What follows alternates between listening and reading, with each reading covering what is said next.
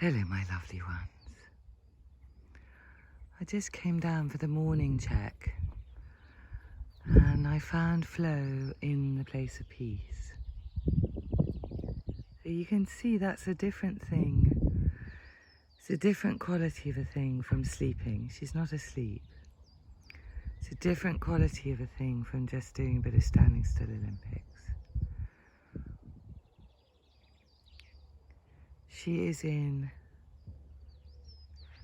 like a dreamy, almost trance-like state of calm, of self,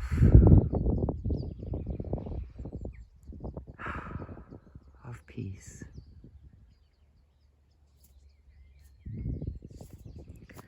And I make it a rule that I never ever try and change that. So say I'd come down now and I wanted to ride,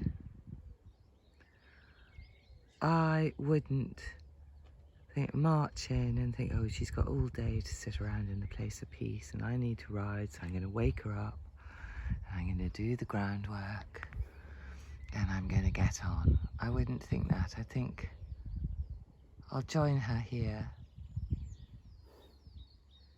and if she doesn't come out of it, you know, my half an hour is up.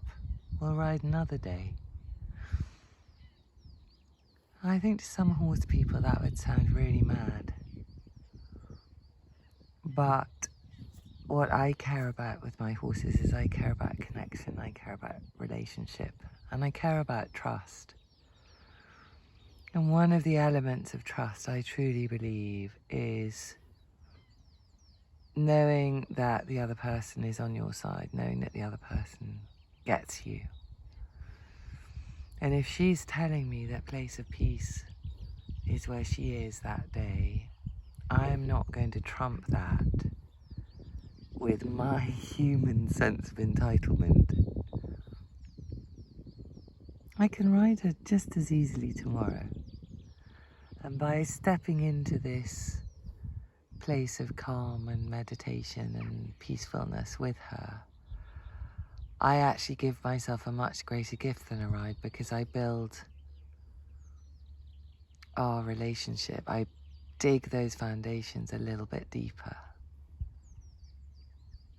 And that means that when we do ride, we'll have a beautiful, easy understanding between us. So actually everybody wins.